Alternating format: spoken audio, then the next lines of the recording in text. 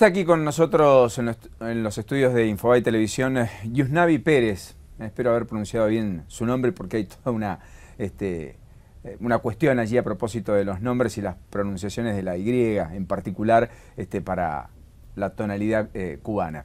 Él es cubano, es fotógrafo, es bloguero, es activista, es un activo partícipe de la vida social cubana y está recorriendo el mundo, supongo que además recabando información e intentando concientizar sobre qué está pasando en la isla por estos días. Yusnavi, gracias por venir. Gracias, un placer por tenerme aquí. ¿Cómo anduve con el nombre? ¿Más o menos? Bien, bien, lo he hecho bien. Bien. Sí, es que el nombre es Yu, como se diría en Cuba, no es Shu, como sería en Argentina. En Argentina, está sí. muy bien. Bueno, tenés mucha fluidez con el idioma castellano, digamos, sí, sí. etcétera. ¿Eso es porque venís seguido a la Argentina, a Buenos Aires, etcétera? No, es mi primera vez acá en Argentina. ¿Tu primera sí, vez? Sí. Tu primera vez. ¿Hoy podés volver a Cuba? ¿Podés entrar? Sí, sí. ¿Vas y volvés? Sí, sí. Puedo entrar perfectamente sin ningún problema. Hasta que no pongan problemas ahí para salir y entrar. Correcto. Mientras tanto, sí. Me decías que lo difícil para el momento de viajar es conseguir el visado del país al cual vas. Exactamente. Para un cubano conseguir un visado, digamos, para Haití, es muy complicado. Porque la gente va y no vuelve. Exactamente. El cubano es un gran potencial inmigrante. De hecho, tú vas a una embajada y cuentas que el salario mínimo que tú ganas es $9 al mes y no te visan porque piensan que te vas a quedar. ¿Y en la Argentina cómo están? Argentina pide un mínimo de $500 más 60 por cada día que tú estés. $500 Sí, más 60. en una cuenta bancaria en Cuba. Que eso demostraría que no te vas a quedar en Argentina. Y eso es muy poco probable que lo pueda... Hacer un cubano que quiera viajar por turismo, por placer, ¿Cuántos son los cubanos que podrían acceder a un viaje a la Argentina en esas condiciones? Pagándoselo con su dinero, con su salario, ninguno. Ningún cubano con su salario podría ni siquiera costearse un taxi. Entonces, lo que sucede es que, bueno, la familia del cubano es quien costea estos gastos desde fuera. Son esas famosas remesas que todavía siguen siendo un sustento económico en la isla. Que es el primer ingreso que tiene Cuba, más que el turismo, más que la exportación médica, es la remesa. Y es eso lo que ayuda a que vos puedas viajar también. Exactamente. ¿Tu familia está en dónde? No, toda mi familia está en Cuba. Ah. Lo que pasa, bueno, es que yo tengo amigos acá en Argentina que me gestionaron este viaje. ¿Cómo está la realidad de la isla? Porque se habla de una cierta apertura del régimen de Raúl Castro, ciertas reformas, digamos, y cierta salida hacia un mundo globalizado y hacia cierta integración de parte de Cuba. ¿Cuánto hay de cierto, cuánto de no, cuánto de cambios profundos, cuánto de maquillaje? Bueno, en estos momentos, al estar Raúl y pasar al poder por vía sanguínea, como que intenta legitimarse en el poder y hacer como reformas que ellos llaman actualizaciones. Mi opinión personal es que es un gran maquillaje. Por ejemplo, con el tema de los autos, hasta el año pasado estuvo prohibido que un cubano comprara un automóvil en Cuba, y ahora ya te lo venden para el mundo entero. Los cubanos somos libres de acceder a un carro, pero es que un Peugeot 206 te cuesta $250,000 en efectivo. $250,000. En efectivo. Un 206, $250,000. Exactamente. Así es. Entonces, claro... O sea que es prohibitivo para el cubano. Es prohibitivo para el cubano y es una falta de respeto a la persona de que lo compre, si tuviese el dinero. Porque te están cobrando, no sé, 50 veces lo que cuesta el carro. Entonces, claro, el gobierno cubano es un monopolio de importación. Ellos son los únicos autorizados a importar y vender en Cuba. Aunque yo tenga dinero, yo no puedo importar el carro de fuera, porque no me lo permiten. Entonces, esto es lo que sucede. O sea, las concesionarias son oficiales, Exactamente. o sea que la dinámica de un Estado omnipresente en términos económicos sigue presente. Sí, en Cuba tenemos diferentes marcas de carros, pero están dependen de los precios que diga el gobierno cubano. Ellos no pueden poner sus precios. Y el precio es muy alto por el alto componente impositivo para recaudar. Exactamente. Entonces, claro, ya para el mundo entero los cubanos podemos comprar carros, pero no podemos, porque nadie tiene $250,000 en cash para pagarlo en ese momento. Yo estuve en Cuba hace varios años, más de una década, y recuerdo haber estado en La Habana la Vieja, que es bellísimo turísticamente, y recuerdo haber visto gente con la famosa libreta de racionamiento pidiendo la cuota correspondiente, digamos, de pollo, de arroz. ¿Eso sigue vigente? Sí, eso sigue vigente y es como una dependencia que tiene el cubano para poder vivir. El cubano depende de eso, es su único sustento, es su única opción para poder comer en el mes. Entonces, con esta libreta pues compran productos elementales como arroz, pollo, huevo y ya está, con eso sobreviven. Recuerdo muchos conventillos, digamos, conventillo al estilo del Buenos Aires de hace un siglo. Recuerdo muchos lugares con pasillos segmentados, distintas habitaciones, y allí distintas familias disgregadas, etc. ¿Eso sigue existiendo o hay una realidad habitacional mejor, digamos? Bueno, la realidad habitacional es mucho peor, mucho peor. Hace poco hubo un derrumbe de un edificio que estaba en peligro de derrumbe desde el año 88. 622 familias fueron a la calle y cuando se cae el edificio los mandan para albergues que son como unos espacios abiertos donde viven ahí por años, hasta 20 años viven ahí y cada día, o sea, siempre que llueve se caen 3 o 4 edificios de la Habana Vieja. Es horrible, es horrible. Impresionante. Los colectivos había una idea de modernizarlos, los ómnibus, había una idea ya por el 2001, 2002, de que fueran más largos, entonces pudieran albergar a más cantidad de gente, etcétera. ¿Están esos colectivos? Sí están. Hay autobuses. Lo que sucede es que, según estadísticas, son 25.000 personas por cada autobús. Entonces... 25.000 personas, sí. O sea, son muy largos, son gigantes, albergan lo que alberga aquí un tren casi. La gente en Cuba en general, se sostiene, tiene un estándar sanitario alto, tiene un estándar educativo alto, es decir, están instruidos, están cultivados, tienen una buena asistencia en el hospital público, no tienen casi cifras de desnutrición pese a estas limitaciones que estamos conversando, y es expuesto por algunos como un modelo a seguir cada vez por menos, por cierto, pero en términos de apuntalamiento de lo público, digamos. ¿Cómo se ve desde un cubano que se mira en el espejo del resto del mundo estos comentarios desde aquí? Sí. ¿Son ciertos? ¿Son parcialmente ciertos? Como cubano, lo que yo veo en estos datos que se están dando es que, por ejemplo, FAO, de Naciones Unidas, toma los datos del gobierno cubano como oficiales. O sea, ellos no tienen acceso a investigar si realmente hay desnutrición o no, ni contar las calorías. O sea, ellos simplemente reportan o dan como válido lo que dice el gobierno cubano. Si el gobierno cubano dice que no hay desnutrición, pues ellos reproducen esa información. O sea, como la Argentina hasta el año pasado, que decía que había 4,7% de pobreza y 1,5% de indigentes. Si se tomase como oficial, Argentina estaría en un nivel del mundo de poquitos países muy desarrollados, casi extinguida la pobreza y la indigencia. Y con el tema de la salud y la educación, pues es el gran mito de la Revolución Cubana, pues dos temas que han usado como propaganda por tantos años. Entonces, de tanto repetirlo, de tanto usarlo en la prensa, en la televisión, pues el cubano ya lo repite como un chip que tiene en la cabeza. Entonces llega un periodista, un extranjero a Cuba y le pregunta a un cubano, bueno, ¿y qué tú opinas de la salud y la educación? Bueno, somos el mejor país en el mundo en salud y educación. Pero la prensa no tiene acceso a buscar los detalles de ese... A investigar sobre la salud, la educación, la corrupción, nada de eso. De todas formas, en las escuelas están los chicos que tienen que estar, o hay alta deserción. Digamos, acá en la Argentina hay un fenómeno de mucha deserción escolar. Se ha duplicado el presupuesto educativo, es decir, la plata que se destina al área, pero efectivamente no hemos tenido éxito en la retención, en particular en el nivel secundario de jóvenes de 14, 15, 16 años, que en el momento se van, 500.000 por año dejan el secundario en la Argentina.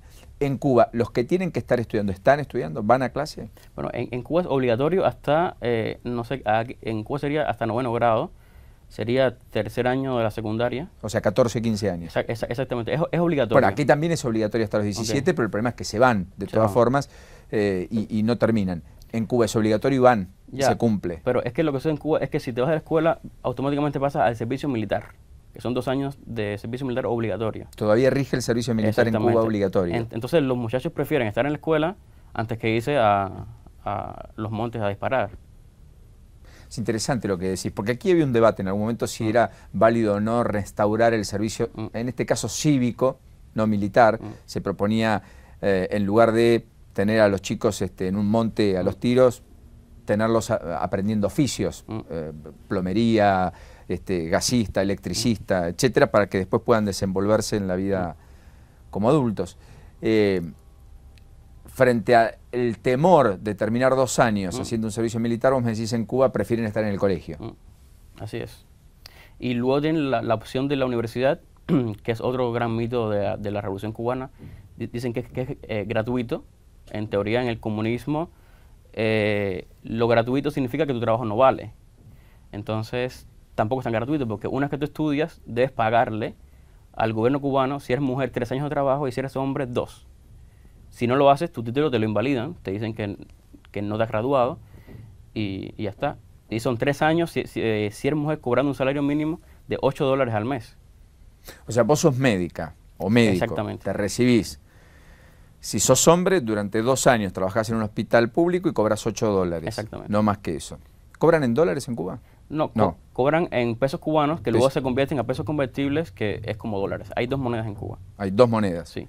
Hay cepo. ¿Cepo qué es? En Argentina el cepo es, no podés ir a comprar el dólar por más que quieras, entonces tenés el famoso dólar paralelo que vale 15 y tenés el dólar oficial que vale 8.50, digamos. Bueno, esto no lo tenemos en Cuba, pero sí tenemos una moneda intermedia. Ajá. Ganamos en pesos cubanos, luego tenemos que cambiarlo a pesos convertibles, ahí perdemos dinero, y luego esos pesos convertibles los cambiamos a dólares, que también perdemos dinero. O sea, no tenemos límite, pero no tenemos el poder adquisitivo para comprar dólares. Ajá. Porque es muy bajo el salario. Con lo cual, entonces, digamos, esta cuenta de 8 a 9 dólares como ingreso promedio está hecho en virtud de esta, de esta asimilación que haces del peso cubano con el dólar que recién acabas de graficar. Bien, pero decía entonces, te recibís, sos médico, durante 2 años si sos hombre, trabajás y el Estado te paga lo mínimo y el resto lo absorbe el Estado. Exactamente. Y si sos mujer, 3 años. 3 años. ¿Y por qué 1 año más en el caso de las Porque mujeres? se supone que el hombre haya pasado 2 años de servicio militar y como que te perdonan 1. ¿Y vos terminás el colegio a los 15 años o a los 17, como acá? Secundario. Es que en Cuba tenemos 2 secundarios, o sea, serían a los 17 años. A los 17, Sí, igual que acá. Sí. Ajá. Y lo de la universidad además tiene cupos. ¿Cómo Es que decir, cupos, quiero decir, no entran todos, hay X cantidad de personas que pueden entrar a medicina, entonces los que rinden el examen de ingreso y son mejor evaluados son los que entran y el resto no, ¿es verdad? Hacen exámenes de historia y de matemática y los primeros en el escalafón o en las notas, pues son los que acceden a la carrera. Con lo cual entran los mejores. Los mejores. O los más preparados. En el caso de medicina es especial, porque ahí entran los peores. O sea, los que no obtienen otras carreras entran a medicina. ¿Perdón? Sí. La medicina en Cuba se usa como exportación. Mientras más médicos, pues más mandan para Brasil, más mandan para Venezuela, y es dinero que le entra al régimen. Entonces, ellos tienen como política graduar más médicos. Y esto es lo que hacen. Entendí bien, a ver. Va una persona, quiere estudiar en la universidad, quiere ser ingeniero. Son muy estrictos, poquitos entran, son los mejores, etc. ¿Qué pasa con aquellos que no entraban a ingeniería? Se presentan para ser médicos y en general terminan entrando, estudian y eso lo utiliza el régimen para finalmente después exportar y recibir divisas. Exactamente. Entonces el médico cubano no necesariamente sea un gran médico. Exactamente. Exactamente. O sea, vos estás desmitificando que el médico cubano es per se garantía de curabilidad, entre comillas. Hasta cierto año los médicos cubanos eran muy buenos, pero ahora la producción es por cantidad y no por calidad. O sea que un sistema que está basado en la calidad en el resto del conjunto de carreras, que tiene cupos, que tiene examen de ingreso, que digamos es muy, yo diría muy, que tiene muchos requisitos para ingresar, no sucede en medicina. Exactamente. Justamente donde un error termina en una muerte. Así es. Donde la mano del médico es la garantía de vida del paciente.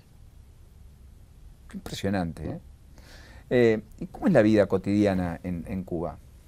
Pues la vida cotidiana en Cuba es, muchas veces yo la cuento y me dicen, wow, estás exagerando. El cubano se pasa el 90% del día pensando en qué comer o en qué conseguir para comer.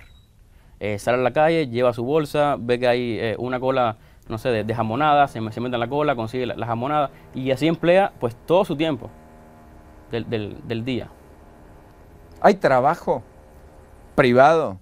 Sí, en estos momentos hay como un sector que le llaman cuentapropistas, que es como el emprendedor argentino, digamos, o de cualquier país. Ellos tienen una lista de, los trabajos que se pueden hacer, entre ellos tienen como 180, y luego de eso es completamente prohibido. Por ejemplo, los profesionales no pueden ejercer su profesión de forma privada. O sea, un médico no puede tener un consultorio y atender de manera particular. Ni un médico, ni un arquitecto, ni un profesional puede ejercer su... Un docente tampoco puede dar clases particulares. Tampoco. Un profesor de inglés no podría enseñar inglés en su casa. No. ¿Y cuáles son las actividades el plomería, gasista, electricista, esas cosas así? Hace poco salió un escrito en la prensa, se permiten los herreros en Cuba. O sea, wow, increíble, ¿no? Que en el 2014 los herreros se permitan. Uno que yo suelo mencionar son los desmochadores de palma. Hay una función que son para que la gente corte las palmas, y eso está en ley. Otro es los forradores de botones. ¿Los qué? Los forradores de botones. Yo no he entendido bien qué es, pero supongo que es el botón de la camisa que te lo forran, te lo ponen.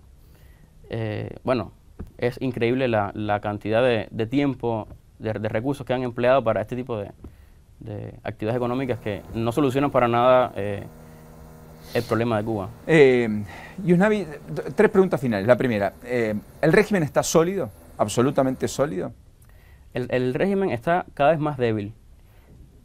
No porque la gente lo confronte o porque la gente proteste en contra, sino porque los que lo apoyaban, pues han dejado de apoyarles. No se quejan, no protestan, no hacen nada en contra, pero no los defienden. O sea, no hay devoción. Exactamente. Ya ese fanatismo que hoy se ve en Venezuela, esos grupos vestidos rojos, que somos chavistas, eso en Cuba no se ve.